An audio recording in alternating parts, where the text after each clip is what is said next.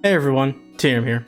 Today we're doing another predictions video for things we may see or hear in the upcoming Final Fantasy XIV announcement stream. That's this Friday, as well as go over some things that I'd personally like to see changed or updated in 6.0. This will mostly be in regards to gameplay changes and system updates, as I've already gone ahead and made a video regarding my predictions for new jobs and some job adjustments in my last video. If you'd like to take a look at that video, I've gone ahead and put that video in the description below. Also, as a reminder, I will be streaming a watch party on Twitch this Friday for the upcoming announcement. I'd love to hang out with you all and watch the future Final Fantasy XIV be shown, and we can discuss changes during the actual show. I've put my Twitch link in the description below. Also, I do stream it on Twitch every Tuesday and through Thursday from 8 to 10:30 Eastern Time for raid nights and anything else that we may do regarding Final Fantasy. Currently progging on E12S with my group, so if you'd like to stop by and chat or watch us prog, please feel free. I'd love to have you. Alright, enough self-promotion out of the way. Let's go ahead and get started with the video. Alright, so I wanted to go ahead and start off by going over the location of the next expansion, as well as the name of the actual expansion itself. The last video really didn't have any places for me to actually put that information in, and since gameplay kind of goes into location-based as well, I figured it would work here. Also, just a side note, there may be some spoilers here, so you've been warned. So speaking of in regards to expansions, the location, I think it's pretty much given with the latest patch, patch 5.4 with the story, and even the ones before. Garlemald is pretty much the place I believe we're likely heading.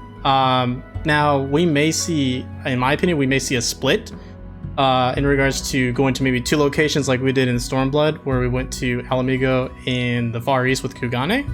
I think we may have a possibility with that, and the reason why I think that is because the twins at the end of 5.3 mentioned that they wanted to further improve themselves, like everybody else had already kind of improved themselves in their jobs. And they kind of remain the same, hence why I feel that we're getting a new caster and healer job for the expansion. So I think the second place that we may go is Sharlayan, or the New World. If this is the case, I would love to see that. I think that'd be a really interesting place over there, and maybe that'll likely be our introduction to our two new jobs that I think we would get. So fingers crossed for Sharlayan, but I'm pretty sure Garlemald is a guarantee at this point. Now, I also want to talk about the name. Now, Forspoken is the one that's kind of been tossed around the most since it was copyrighted last year, and I really don't have anything else that they would maybe name it. It's really hard for me to kind of say that. Yoshi P did say that this wasn't the title of the game, it was for something else, but I know he's kind of thrown us off our game before, and it may or may not be. It really doesn't matter. I like the name. I think it's really cool. It sounds really catchy, and it does kind of fit their name scheming philosophies that they've done in the past. So I hope it is. If not, it doesn't really matter, but that's the one I'm going to go with as a prediction at this point. So the next thing I'm going to talk about is going to be some gameplay, strictly gameplay mechanics in that regards. The first thing I want to talk about is giving me more reasons to go in the open world. The dev team makes these breathtaking locations and zones that we go into while we're leveling, and then after leveling it seems like we kind of just sit in the main city and just queue up in instance-based content. Now, we do go out for the occasional Beast Tribe quest or a Fate, or anything else like Gatherers. For sure they're going to be out there in the open world, but most of the battle-based ones, you're just kind of sitting there queuing into whatever you need to queue into, and that's about it. So I'd like to have more reasons to why we'd go out into those zones.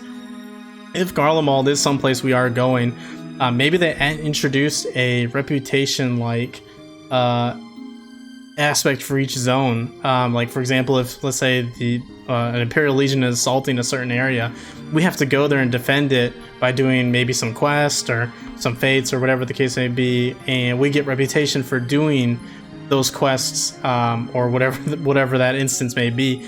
And then from that reputation we can use the currency from that to either maybe get some transmog items, maybe minions, mounts, etc. Like some of the things that the Beast Tribe give, but maybe something that's a little bit more flavorful for sure.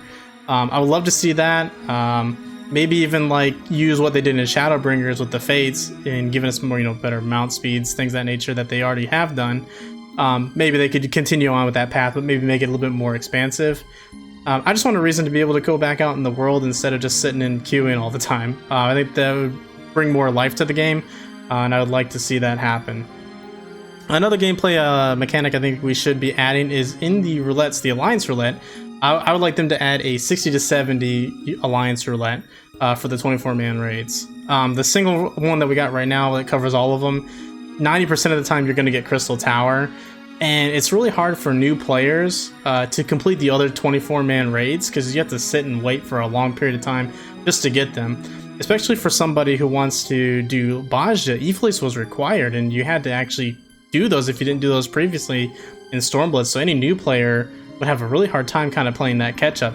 Especially if we're going to take into consideration that maybe down the road for another relic quest or weapon quest line, maybe they would require something else. So I think that they should add that in there because another roulette for 60 through 70. One for it encourages older players to go into players who've already done it to do it again for XP leveling for other tunes or jobs, and then the rewards itself. And then it kind of helps the new players get to do that content to clear it, to be able to do, let's say, Bajja for something that may be locked for them that they'd have to do. So it kind of helps both parties. I think that'd be a really good thing to do. Speaking on roulettes, again, if we are potentially getting another limited job, like I mentioned with the Beast Tamers that we may get in the next expansion, I think they can maybe consider a limited job roulette for those jobs for Blue Mage and Beast Tamer or whatever they decide to go with. This is just me kind of speculating and just kind of talking it out on loud. I don't think the jobs really need one. But hey, if they want to add something there for people to queue in to just do content on a regular basis and get some rewards out of it, I don't think that there'd be a problem with that. You could just specifically make it for limited jobs. So we'll see where that goes. Again, that's just me kind of spitballing that out there. So let me know what you all think. Alright, so now we're going to switch over from out of gameplay mechanics into system updates. The first thing I do want to talk about is a stat squish.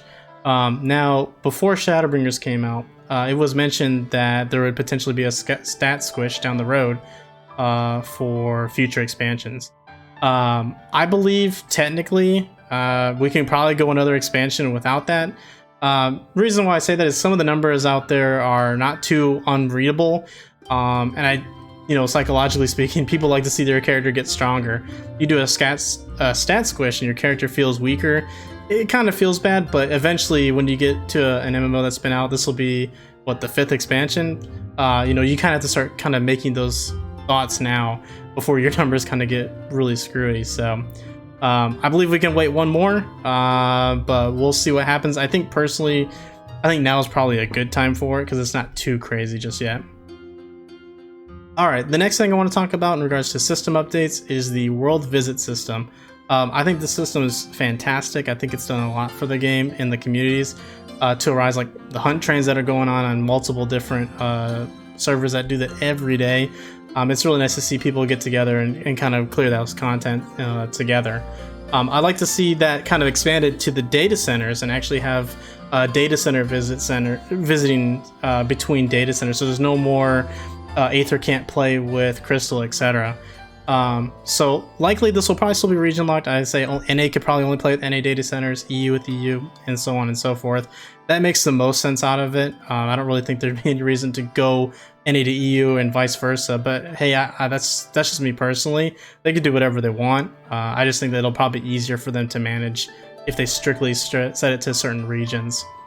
I do want to put a little bit of a question here on the world system itself. In regards to the economy, and I'll talk a little bit more about the economy later as it's my last point in this video. But as an example, if let's say I'm on Gilgamesh, which is the highest Aether data server on Aether, and I go to a low pop server that has like some grain material I want to buy, I could buy that super low there and then sell it on my server, flip that particular market, and just get a profit just for me transferring and coming back. I don't really like that. It does kind of put a little bit of a strain on the game and on the economy for the game. So I would like there to be a restriction on that. I'd like you to get like bonuses for selling stuff on your own server or something like that. But maybe that's just me. I don't know, guys. Let me know what you think in this regards. This is something that I'm a little concerned about because economy and gil is already a problem in my opinion. We'll talk about that a little bit later. Next point of thing I want to talk about is housing.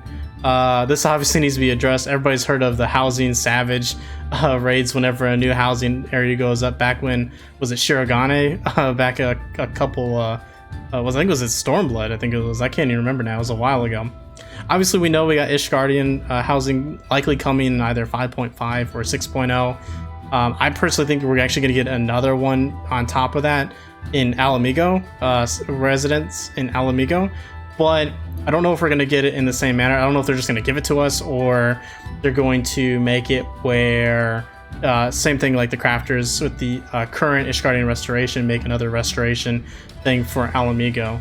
But I do fully expect us to eventually get another one because housing sells up so fast. There isn't enough, and I think they need to find a way to make that system work, because obviously players do enjoy that and it's something that's really popular.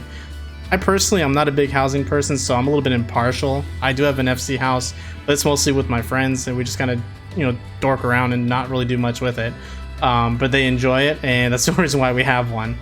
The only thing I can think of is maybe give apartments more reasoning, more meaning, that is. Giving the apartments where they're at right now, I've heard they're pretty stale. Maybe give them like a balcony where they could do some outside decorations too to maybe spruce up their apartment. But honestly, I think the main thing has to go with basically the economy and how much gil people have. They have really nothing else to spend it on, so I guess they spend on multiple houses. So again, a little bit impartial on this one. This is definitely a big problem. I just don't really have an answer for it on how they can fix it. So hey, sound off in the comments. Let me know what you think, or what you think would be the best to fix this type of issue. All right, and then since I mentioned it before, economy is my last talking point in regards to just the amount of gil that's in the game right now. I mean, you see people who have either gil cap, have like 50 million gil. I personally have like 5 million gil. It's not a lot. I'm broke considered with everybody else in the game, but I have enough to still do everything I need to do and not have to worry about ever like, oh shit, I'm gonna run out of money and I can't buy like the food or pots that I need for raid or something like that. I've started crafting obviously, and you know, I make a lot of it myself, so I save a lot of money now in the game. But even if it wasn't, I would still be able to get the money needed to make my food and pots, or to buy them off the auction house, and still be able to do the content I want to do. So personally, I want to see something that would be used to take the excess gil and be able to spend it elsewhere. I don't know really what that would look like. The only thing that comes to my mind is something like the WoW token. So if anybody's not familiar with World of Warcraft, you can actually use your in-game gold and pay for game time with your gold. And people who, let's say they don't have as much time to farm gold, but they need it to buy their stuff, they would buy a WoW token and sell it on the auction house for a certain price, and it would be fixated by the actual publishers on what that would be, so that they still get the currents. They would still get the money for the actual revenue, while someone who plays the game like way more would be able to save that money and still invest in the game that way. So I'm a little impartial. I know that could probably bring a lot of like red flags to a lot of people. That's the only thing that I can think of on the top of my head. Let me know what you guys think, because I think this is really why the housing market is so bad, is because there's so many people buying multiple houses because they just have gil to sit on. They have nothing else to do. Might as well buy a house. So which makes it harder for other players who maybe don't have as much, but they want to get one house. They can't even do that. So it kind of ties in with the last points that I've mentioned here in regards to just the economy, housing, and the world visit system. So yeah, that's the end of the video, guys. I just kind of want to run through one more prediction video before the stream that happens on Friday, just get my final thoughts out on paper. A little bit of a mixed mash of everything here, but I think there's some good content, good things of discussion in this video. I definitely want to hear what you guys think on some of these topics, so please let me know in the comments what you think about this video. Let me know if there's anything else you guys would like to talk about. I'd be happy to talk about that. As a reminder, remember, hang out at my Twitch stream and ask me questions there. I'd love to know what everybody's thoughts are going into 6.0. Obviously, we're going to have a plenty of other discussions to talk about after the announcement stream, as there's going to be future patches and content announcement down the road. So this is just something I wanted to get out ahead of time before the actual announcement stream, just so I kind of had it down on paper. But with that being said, thanks for watching the video. Please like, favorite, comment, subscribe. Appreciate that. And I hope you guys have a great rest of your day. And until the next video, take care.